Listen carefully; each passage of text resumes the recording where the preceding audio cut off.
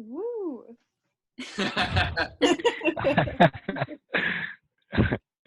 Okay, so last time we had Helen review the champions, in which Helen reviewed the champions. Mm-hmm. And there was a truce that was broken. Paris and Menelaus were going to do one-on-one combat for Helen to end the whole war, and then Aphrodite, who likes Paris, just swooped down and saved him, dropped him off at home, and broke the truce, which is not good. So, book 4 is called The Truce Erupts in War. That's There's going to be a lot of Agamemnon, so if somebody feels like reading a lot, he's got a lot. Now aloft by the side of Zeus, the gods sat in council, conferring across Olympus's golden floor as the noble Hebe poured them rounds of nectar. They lifted golden breakers, pledging each other warmly, gazing down on Troy.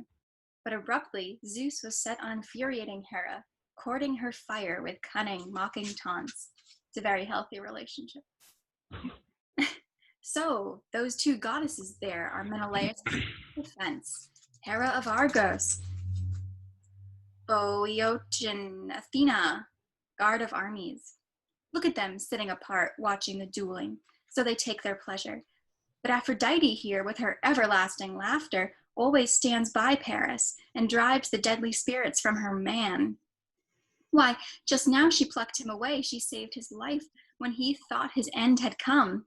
Nevertheless, clearly victory goes to Menelaus, dear to Ares. Even Zeus agrees. So now we plan how the war will all work out. Do we rouse the pain and grisly fighting once again, or hand down pacts of peace between both armies? Ah, if only it might prove well and good to all, to every immortal god, men might still live on in royal Priam's citadel. And Helen of Argos, Menelaus just might lead her home again. So he mocked, as Athena and Queen Hera muttered between themselves, huddled together, plotting Troy's destruction.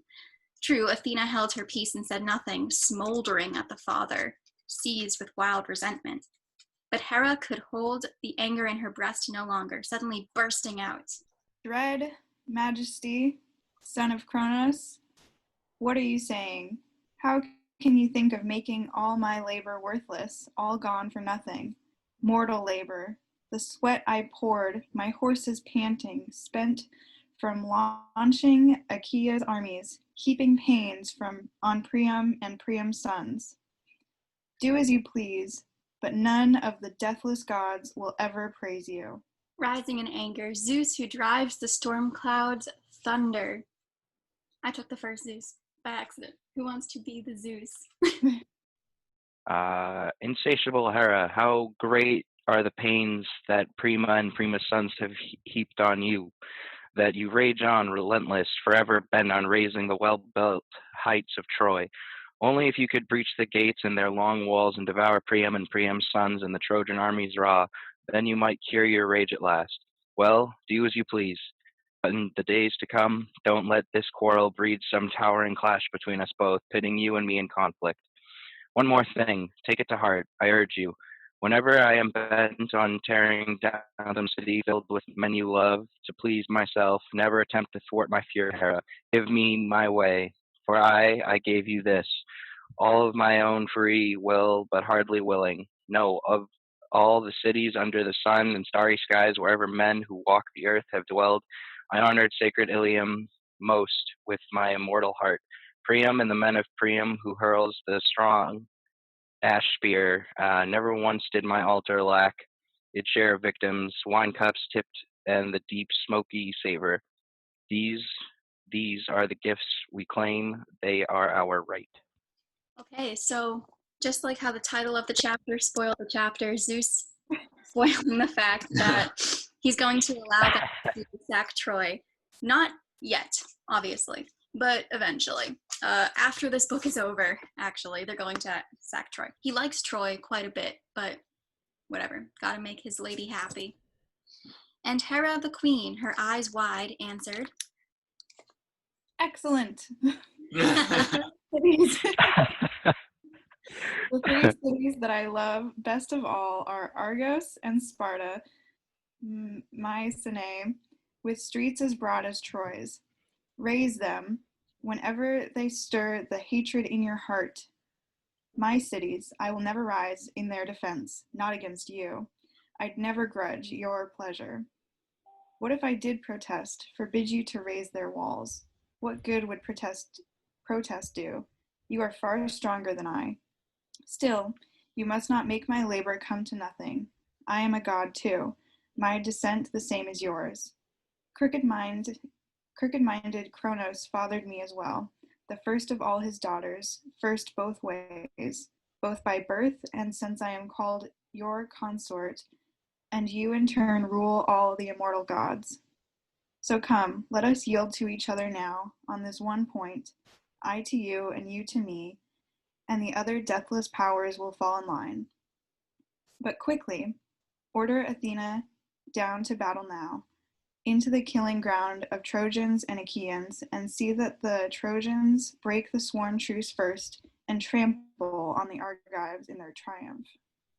Yeah, so Menelaus won the truce, so that's good. You know, it would have ended the war, but it's not revenge enough for Hera. And it's not really revenge enough for Menelaus either. Like, he was stalking outside waiting to kill Paris. They're just both very angry at Troy, and that's not enough. So Hera is going to have them break the truce even farther by attacking the Argives in this, like, stalemate. Okay. The father of men and gods complied at once. He winged Athena on with a flight of orders. Quickly, down you go to Troy and Achaea's armies now, and see that the Trojans break the sworn truce first and trample the Argives in their triumph. So he launched, Athena already poised for action. Down the goddess swept from Olympus's craggy peaks and dove like a star, the son of Cronus flings, Cronos with all his turning, twisting ways, a sign to men at sea or a massive army marching, blazing on with a stream of sparks showering in its wake. Like a shooting star, Athena flashed across the earth, plunging down in the midst of both camped forces. Terror gripped the fighters looking on, stallion breaking Trojans, Argive men-at-arms. One would glance at a comrade, groaning, what next? Battle again? More pain and grisly fighting? Or pacts between two armies? Peace from Zeus, the great steward on high, who rules our mortal wars? As Achaeans and Trojans wondered what was coming, Athena merged in the Trojan columns like a fighter, like Antenor's son, the rugged spearman Laodocius, hunting for Pandarus, hoping to find the archer. Find him she did, like Ham's skilled, fearless son, standing by, flanked by the bands of shielded men who trooped with him from Aesepus's dark rapids. Athena halted beside him, let her challenge fly. Here's glory, son of Lycaon. Let me tempt you. You with your archer's skill. Have you the daring to wing an arrow at Menelaus? Just think what thanks, what fame you'd win in the eye of all Trojans. Prince Paris most of all. The first among all, you'd bear off shining, priceless gifts from him. Just let him see Menelaus, Atreus' fighting son, brought down by your shaft and hoisted onto his pyre, mourned with grief and tears. Come, up with you, whip an arrow at this invincible Menelaus, now! But swear to Apollo, wolf god, glorious archer, you'll slaughter splendid victims, newborn lambs when you march home to Zelea's sacred city. Then and there he oh wait, no, that's the end. He fired the fool's heart inside him. Then and there he unstrapped his polished bow, the horn of a wild goat he'd shot in the chest one day, as the springy ibex clambered down a cliff. Lurking there under cover, he hit it in the heart, and the fine kill went sprawling down the rocks. The horns on its head ran 16 hands in length, and a boyar good with goat horn worked them up, fitted, clasped them tight, sanded them smooth, and set the golden knot rings at the tips. Superb equipment. So it's kind of hard to picture, but I mean, basically it's like two goat horns like put together to form like a recurve bow, and then it's a bow. I don't know how that would work, but whatever. So, bending it back hard, the archer strung his bow, propping an end against the ground. Big. As cohorts braced their shields in a tight wedge to hide him, fearing bands of Argives might just leap to their feet before he could hit Menelaus, Atreus' fighting son. He flipped the lid of his quiver, plucked an arrow, fletched and never shot, a shaft of black pain. Quickly notching the sharp arrow on the string, he swore to Apollo, wolf god, glorious archer, he'd slaughter splendid victims, newborn lambs, when he marched home to Zelia's sacred city. Yeah. Squeezing the nock and string together, drawing the gut, meaning the string, back to his nipple, iron head to the hand grip, till he flexed the great weapon back in a half-circle curve. The bow sprang, the string sang out, the arrow shot away, the razor sharp and raging, to whip through Argives' ranks. But you, Menelaus, the blessed deathless gods did not forget you. Zeus's daughter, Athena, the queen of fighters first of all. She reared before you, skewed the tearing shaft, flicking it off your skin as quick as a mother flicks a fly from her baby sleeping softly. Athena's own hands deflected it down the belt, where the gold buckles clasp and breastplates overlap. The shaft pierced the tight belt's twisted thongs, piercing the blazoned plates, piercing the guard he wore to shield his loins and block the spears, his best defense. The shaft pierced even this, the tip of the weapon grazing the man's flesh, and dark blood came spurting from the wound. So he shot Menelaus. Picture a woman dyeing ivory blood red, something we've all seen. A Carian or a Maeonian staining a horse's cheekpiece, and it's stored away in a vault, and troops of riders long to sport the ornament true. There it lies, as a king's splendor, kept and prized twice over, his team's adornment, his driver's pride and glory. So now, Menelaus, the fresh blood went staining down your sturdy thighs, your shins, and well-turned ankles. The lord of men Agamemnon shuddered, frightened to see the dark blood gushing from the wound, and veteran Menelaus cringed himself, but saw the lashing cords and barbs outside the gash, and his courage flooded back inside his chest. So like the arrow tip hit his body, but there's a bunch of barbs and whatever, they didn't go in. So he's actually pretty fine. It just looked bad. Yeah. Nevertheless, King Agamemnon, groaning heavily, grasped Menelaus' hand and spoke out for the men, as friends around him groaned as well. Dear brother, that truce I sealed in blood was death for you, setting you out alone, exposed before our lines to fight the Trojans. Look how the men of Troy have laid you low, trampling down our solemn binding truce. They will never go for nothing. The oaths, the blood of the lambs, the unmixed wine we poured, the firm clasp of the right hand we trusted. Never. Even if Zeus's wrath does not strike home at once, he'll strike in his own good time with greater fury. Transgressors will pay the price, a tremendous price, with their own heads, their wives, and all their children. Yes, for in my heart and soul I know this well. The day will come when sacred Troy must die. Priam must die, and all his people with him. Priam, who hurls the strong ash spear, the son of Cronos. Zeus, throned aloft in the heavens where he lives. Zeus himself will brandish over their heads his black storm shield, enraged at their deceit. Nothing can stop it now. All this will come to pass, but I will suffer terrible grief for you, Menelaus, if you die now, if you fill out your destiny now, and go back to parching Argos in disgrace. For the men will turn their minds toward home at once, and we must leave Priam and all the men of Troy a trophy to glory over. Helen, queen of Argos, but the plow land here will rot your bones, my brother, as you lie dead in Troy, your mission left unfinished. Then some Trojan will glory, swaggering, arrogant, leaping down on the grave of famous Menelaus. Let Agamemnon wreak his anger so on all his foes, just as he led his armies here for nothing, failure. Now home he's gone, to the dear land of his fathers, his warships empty, leaving behind the hero Menelaus moldering in his wake. So some Trojans will trumpet, let the great earth gape, and take me down that day. So Agamemnon tries to convince Menelaus not to die with his words. And Menelaus like knows he's not shot that badly, so he's just like, okay, like yeah, don't worry. The red-haired Menelaus tried to calm him. Courage. Don't alarm the men, not for a moment. The point's not lodged in a mortal spot, you see. My glittering war belt stopped the shot in front, my loin piece and the plated guard below it. Gear the bronzesmiths hammered out for me. And the martial Agamemnon took his lead. Oh gosh, hang on. I turned the page up now.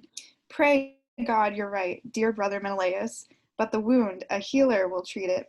Apply drugs and put a stop to the black waves of pain. Agamemnon turns to the sacred heralds. Quick! Talthybius? Talthybius? Okay. Quick, Talthybius, call Machaon here, the son of Asclepius, that unfailing healer, to see to Menelaus, Atreus' fighting son. An archer's hit him, a good hand at the bow, some Trojan or some Lycian. All glory to him, a heavy blow to us. The herald obeyed at once. He ran through ranks of Achaeans armed in bronze, searching for brave Machaon. Find him he did, standing by, flanked by the bands of shielded men who trooped with him from the stallion land of Tricca. He halted beside him there and let his message fly. Quickly, son of Asclepius, King Agamemnon calls. Now see to Menelaus, Achaea's fighting captain. An archer's hit him, a good hand at the bow, some Trojan or some Lycian. All glory to him, a heavy blow to us. So the herald shouted, stirring Machaon's spirit. Back the two men ran through the crowds of troops in Achaea's vast encampment. And gaining the place where red-haired Menelaus nursed his wound, and a growing ring of warlords pressed around him, striding into their midst, the god-sent healer reached the captain's side and quickly drew the shaft from his buckled belt. He pulled it clear. The sharp barbs broke back. He loosed the glittering belt and slipped it off, and the loin piece, and the plated metal guard below it, gear the bronzesmiths made. When he saw the wound where the tearing arrow hit, he sucked out the blood and deftly applied the healing salves that Chiron, friend of Asclepius, gave his father long ago. And all the while they worked over Menelaus, whose cry could marshal armies. On the Trojans came, columns armed for assault, and again the Argives donned their gear and roused their lust for war. The truce erupts in war. King Agamemnon's hour. You would not find him asleep, not cringing a moment, hanging back from the struggle. He pressed for battle now, where men win glory. He left his team in burnished bronze car with an aide, Eurymedon, Ptolemaeus Paredes' son, reining off to the side his snorting pair of stallions. He gave him strict orders to keep them close at hand, for the time his knees might buckle with fatigue from bringing crowds of soldiers into line. Then out he went on foot to range the ranks. The charioteers he spotted, fast with teams, he'd halt beside and spur them on. My Argives, never relax your nerve, your fighting strength. Father Zeus, I swear, will never defend the Trojans. Liars. They were the first to trample on their oath, so vultures will eat them raw, their firm young flesh, and we will drag their dear wives and helpless children back to the beaked ships once we've seized their city. But any men he saw retreating from the hateful battle, he would lash with a sharp burst of rage. You Argives, glorious braggarts, disgraces, have you no shame, just standing there dumbstruck like fawns done in from high-tailing over some big meadow, winded and teetering, heart inside them spent, standing there dazed, your fighting spirit dead. What are you waiting for? You want these Trojans to ping you against your high sterns, beached in the surf? To see if Zeus will stretch his hands above your heads and save your craven lives? So the commander ranged Achaea's ranks and brought them into line. Moving on through the crowds, he found the Cretans, arming for combat now, ringing brave Idomeneus. Strong as a bower, he urged his frontline troops as Meriones brought the rear battalions up. King Agamemnon, thrilled to watch them work, was quick to salute the chief and sing his praises. You are the one I prize, Agamemnonius.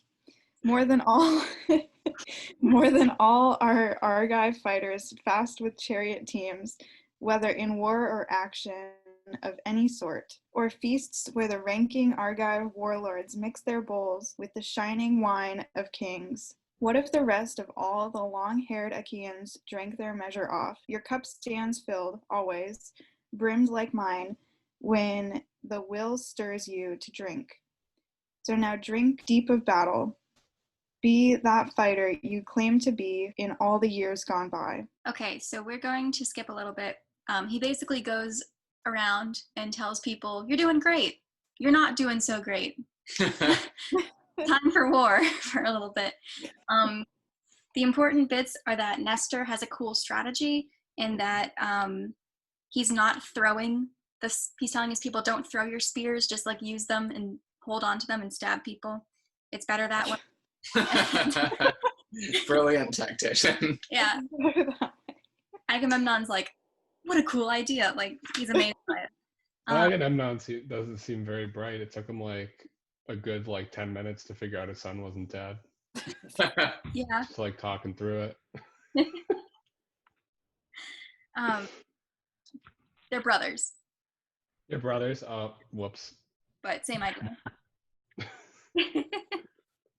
Okay, so the next important person he comes across is he negs Odysseus for a little bit, and then he comes across Diomedes. So Diomedes is lesser known, but he's a really cool hero, and the next chapter after this is all about him. So this is our introduction to Diomedes. He's involved in a stealth mission later on with Odysseus, but we'll get to that. So he, Agamemnon, left Odysseus there in place, heading for other chiefs, and he came on to Tydeus' son, impetuous Diomedes, standing by in his bolted car behind his team, with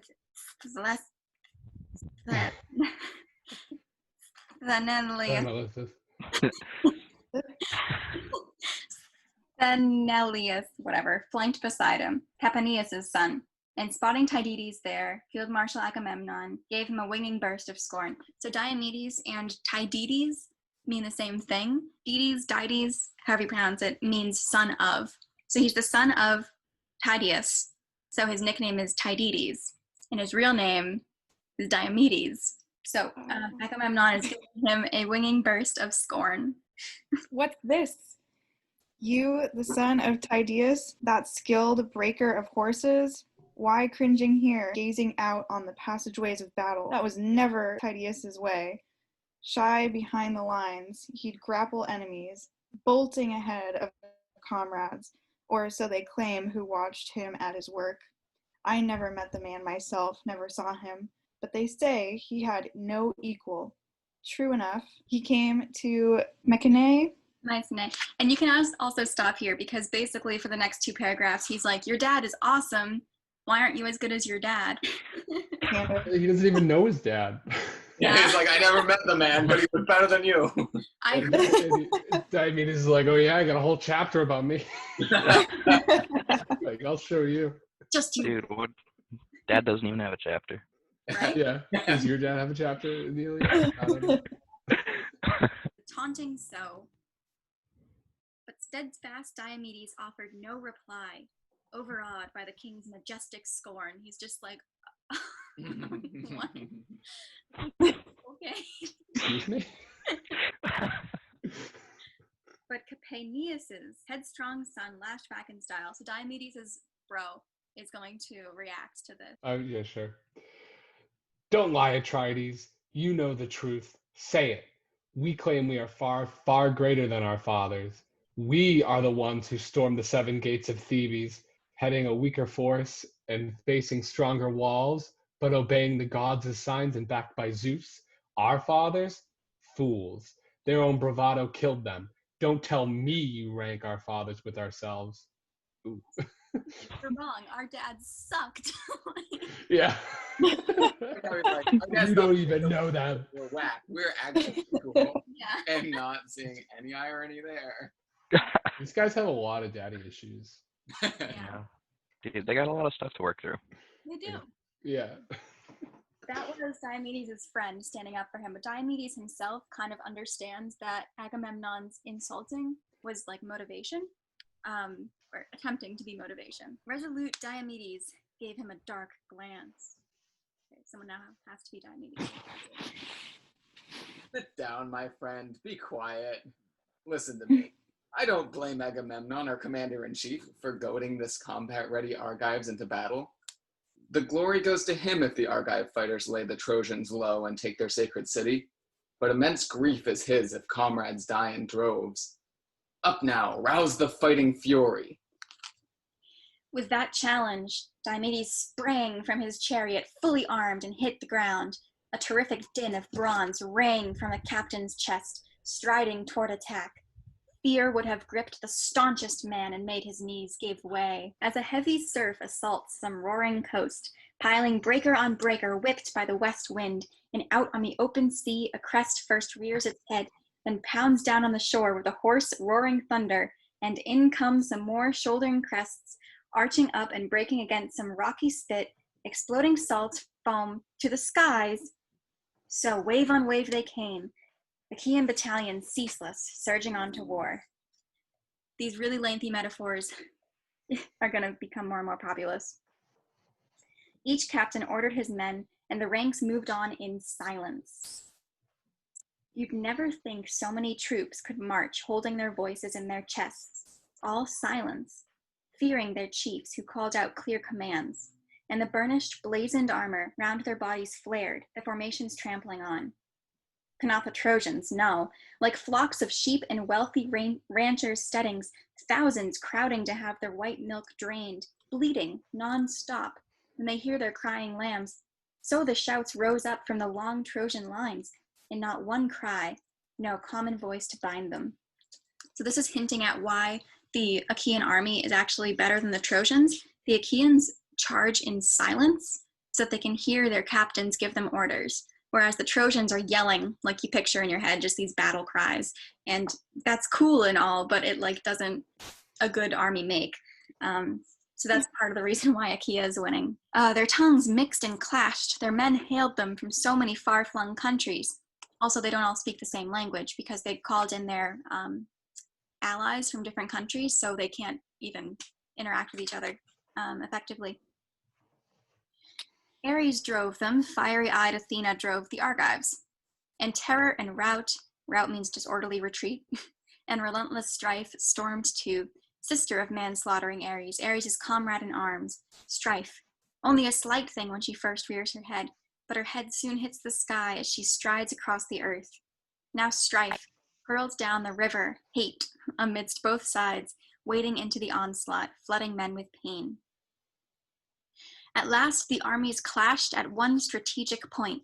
They slammed their shields together, pike scraped pike, with the grappling strength of fighters armed in bronze, and their round shields pounded, boss on welded boss. The boss of a shield is like the round center piece, so like they're, hitting each other. And the sound of struggle roared and rocked the earth. Screams of men and cries of triumph breaking in one breath, fighters killing, fighters killed, and the ground streamed blood.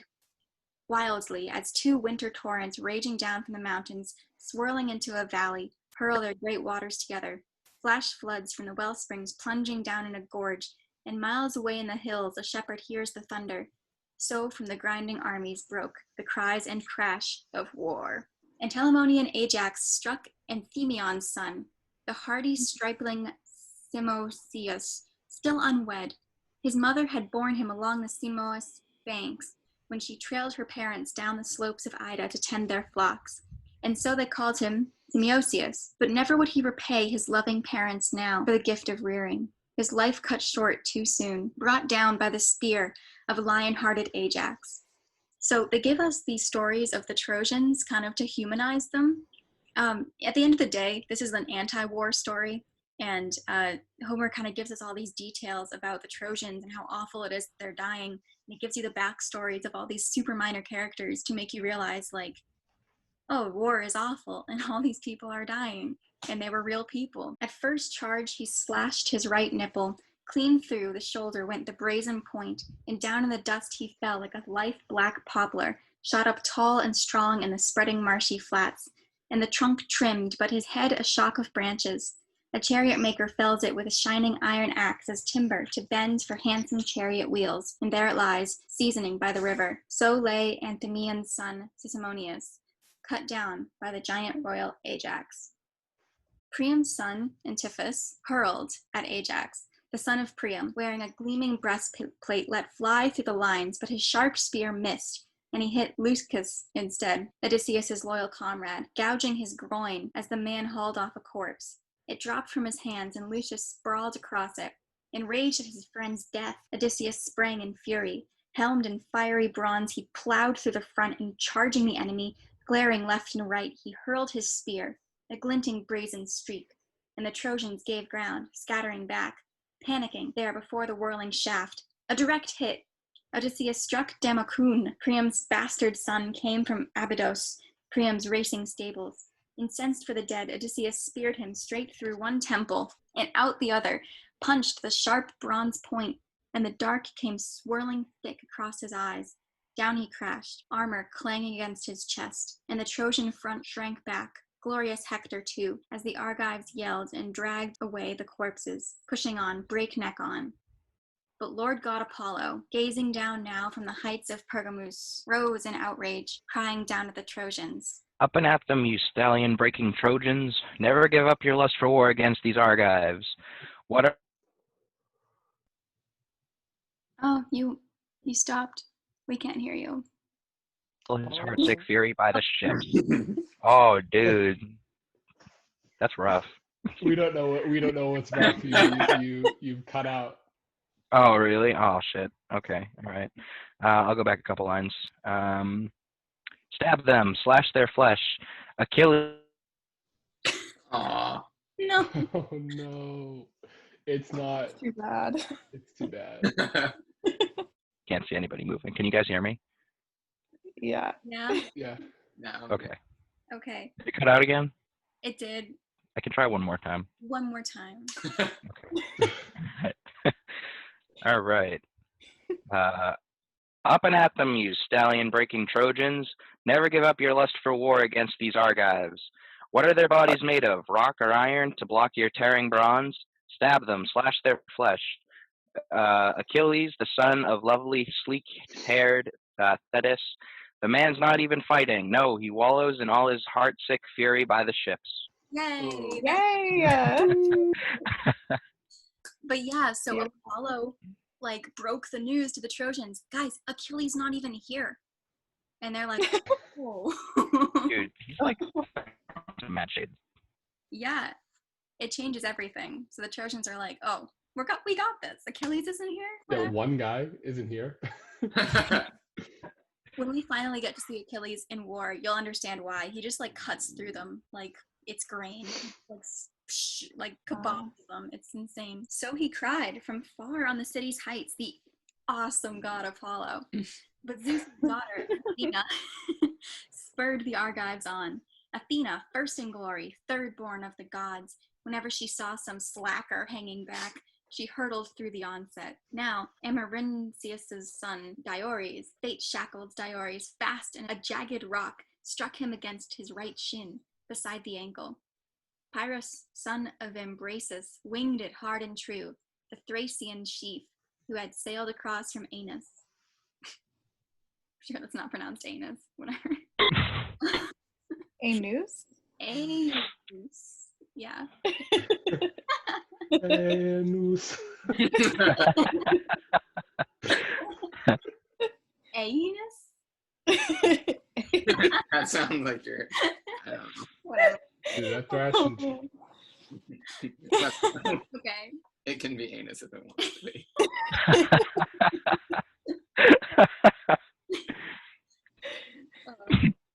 The ruthless rock, striking the bones and tendons, crushed them to a pulp. He landed flat on his back, slamming the dust, both arms flung out to his comrades, gasping out his life. Pyrrhus, who heaved the rock, came rushing in and speared him up the navel, his bowels uncoiled, spilling loose on the ground, and the dark came swirling down across his eyes. The Pyrrhus, Aetolian Thaus speared him as he swerved and sprang away, the lance head piercing his chest above the nipple, plunged deep in his lung. And Thaus, running up, wrenched the heavy spear from the man's chest, drew his blade, ripped him across the belly, took his life, but he could not strip his armor.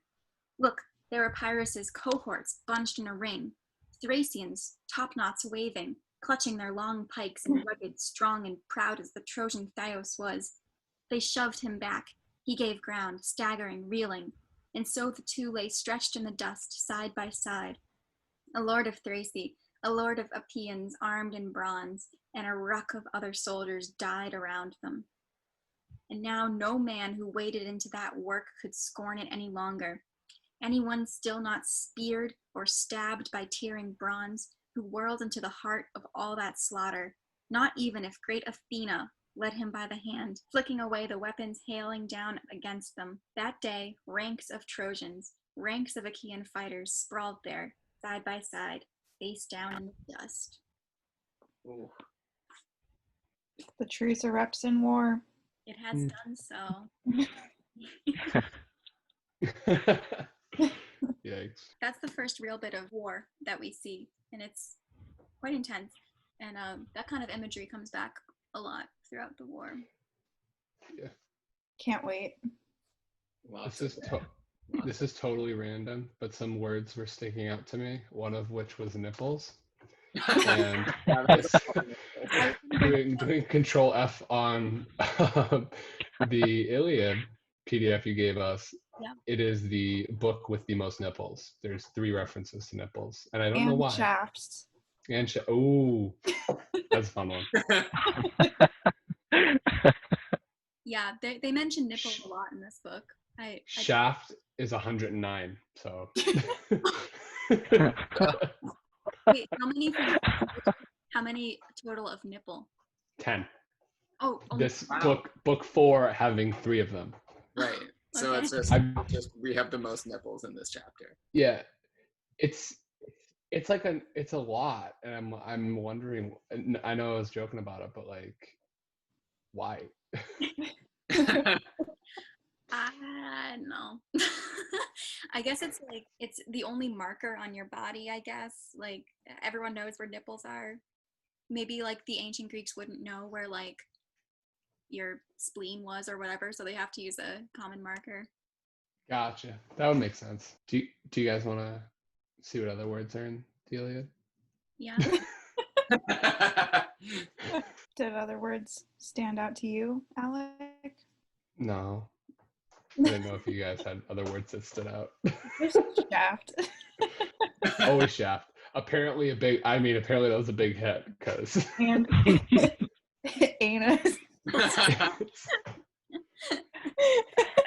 Nipples, shafts. Yes. Okay. Very Yeah. Pronunciation guide. Hang on. Oh. Enos. Aenus. It's pronounced Enu. Much better.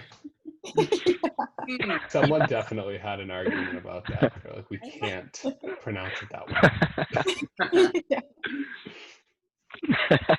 I liked Aenus. Aenus. I did too. Yeah, that was Aenus. There's like a 40-page pronunciation guide in the back of this book. How do we pronounce the one with the lisp? I gotta know that before we're done. Yeah. STH. Oh yeah. Oh yeah, Sthenus. Sthenelus. Sthenelus. Sthenelus. Fenolith. Sthenelus. Wait, no, is this Sthenelus? Fenolith. Amulet. My bad. Sthenelus. Sthenelus. It's tricky. I mean, there's like no hard and fast rules for all these names. Except for Enos, apparently. Yeah, There is a hard and fast rule for Aenus. it's always Enos. And it's nothing else. Next time we got Diomedes, which is going to be a lot more exciting. He's really fun. I can't wait for Stealth Mission. Yeah, but not yet. But we get to see him Good to see him. doing Diomedes things. Oh. What does that entail? It entails attacking Aphrodite. Whoa. Yeah. Oh. Can't just attack a god. Yeah. Wow. Hero. We didn't know. Dude, the chapter is just called Diomedes Fights the God. I feel like Titles are some of really these. good at spoiling the content. Spoiler alert, though. Nipples are involved. Uh-oh. How many? Oh. Dude, I feel like some of these titles could be like episode names from like It's Always Sunny in Philadelphia or something. For real. Gods? I Yeah, really yeah. like the gods. I'm not The Truce fighting him. Erupts in War. Because the last episode before that, everybody's like, yeah, we're so glad that this truce is going to hold and we're not going to have to go to war. The truce Right. Oh man, that's awesome. comedic rendition of the Iliad would go great. It Except already seems kind of funny on its own. Yeah. Just a little It bit. does. Yeah. Hit that bell. National like Yeah. fun. Vote on your favorite character. yeah, who's the best this time? Hector wasn't here, so you gotta pick someone else. Was it Aenus? You like No, that was a place. Yeah. Edith. No, that was the best place.